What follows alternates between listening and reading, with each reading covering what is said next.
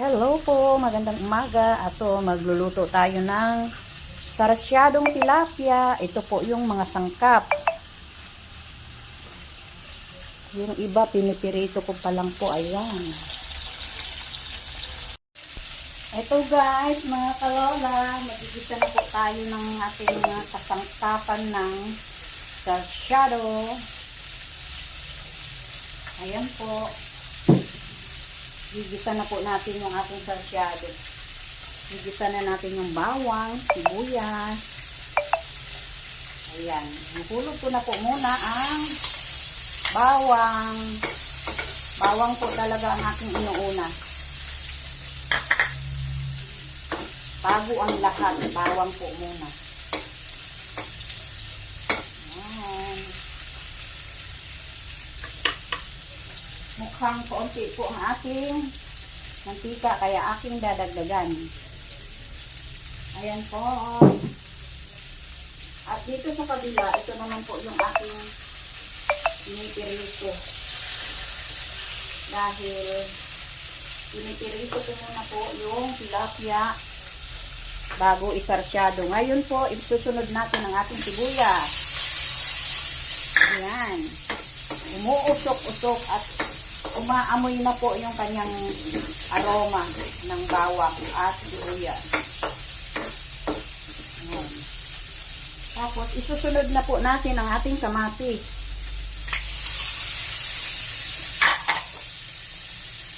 Ayan. Hahalo-haluan din po natin para maluto po yung ating kamatis.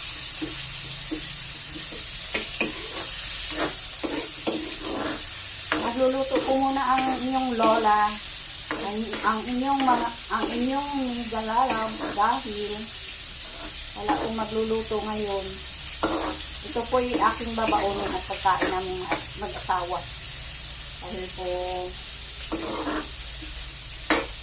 lalayo na yung asawa ko, nahirapan po siya kumakan. Then, ayan. Titingnan din po natin itong sa kabila dahil baka sunod na. Ayan, pero okay na po siya. Okay na ang ating pilito bago natin isarsyado.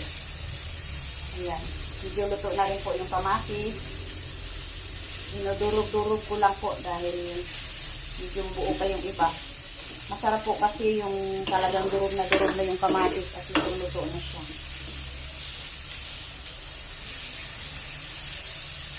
Ayan po.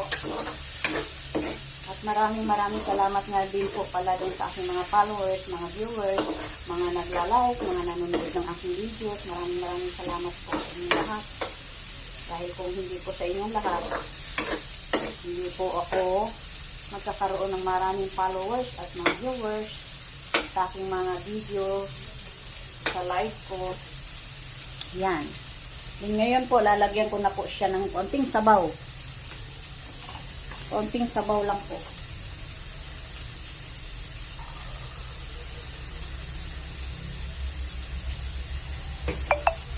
Ayan, luto na po yung kamatis, durog na po siya. Then nilagyan ko na po siya ng konting sabaw. Tapos po, lalagyan ko siya ng pampalasa, asin, at saka konting pampalasa lang po, huwag masyadong marami. Dahil matanda na po tayo, senior citizen, kaya dapat konti lang po. Tapos ngayon, ilalagay ko na po yung tilapia. Ayan po.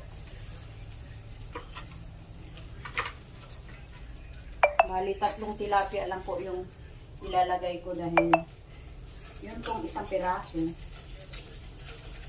Gusto po ng asawa ko yung pirito lang. Pero kumakain din naman siya ng sarsyado.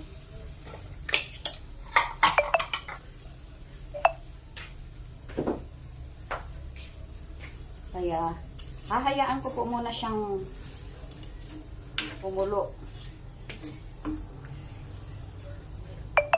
At mamaya po natin siya lalagyan ng isang pirasong itlog. Tatakpan ko muna po siya at ating babalikan siya pagka siya ay talagang kulong-kulo na. Ito, kumukulo na po siya. At talagang luto na rin po yung kamatis. Dito ko na rin po ilalagay yung itlog at dito ko na rin po siya hahaluin. Ito po ay yung sarsyadong tilapia. Hahaluin ko lang po para siya ma-mix po yung itlog na aking nilagay. Para humalo po siyang mabuti dito sa aking sarsyadong tilapia. Konti lang naman po yung nilagay kong sabaw kasi ayoko naman ng maraming sabaw. Gusto ko lang magkakaroon lang siya ng katas-katas. Baga saukan lang siya.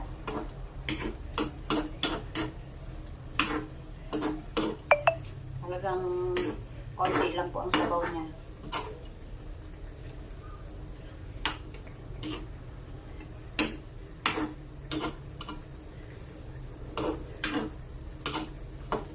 Ngayon, titikman ko na po kung gaano kasarap ang aking nilutong sarsyadong tilapia. Titikman po natin.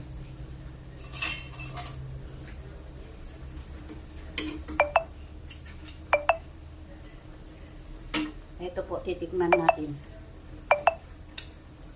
Yummy. Mapapasarap, mapapaaw ka na naman sa pagkain. Madadagdagan na naman ang rice na iyong kakainin.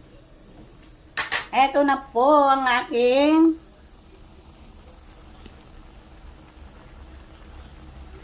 finished product. Wait lang po.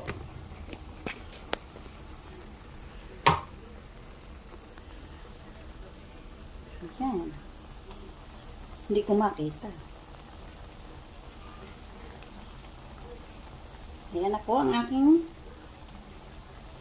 nilutong tilapia. Ayan.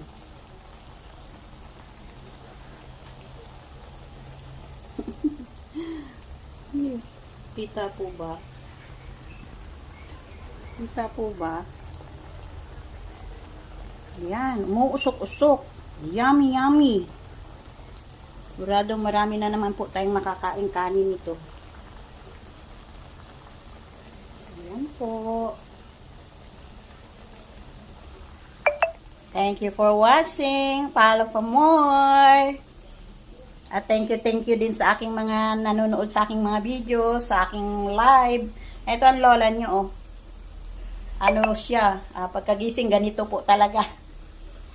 Ganito po talaga ang itsura na inyong lola. Thank you sa panonood sa aking pagluluto. Medyo nanginginig po yung aking camera dahil talagang may kinig po yung aking kamay. Maraming salamat at magandang umaga. Finished product na po to. Yan, ang sarsyadong tilapia ni Nanay Landy Rosalinda Magtira. Yan po ang aking sarsyadong tilapia. Thank you very much. Thank you. Bye-bye.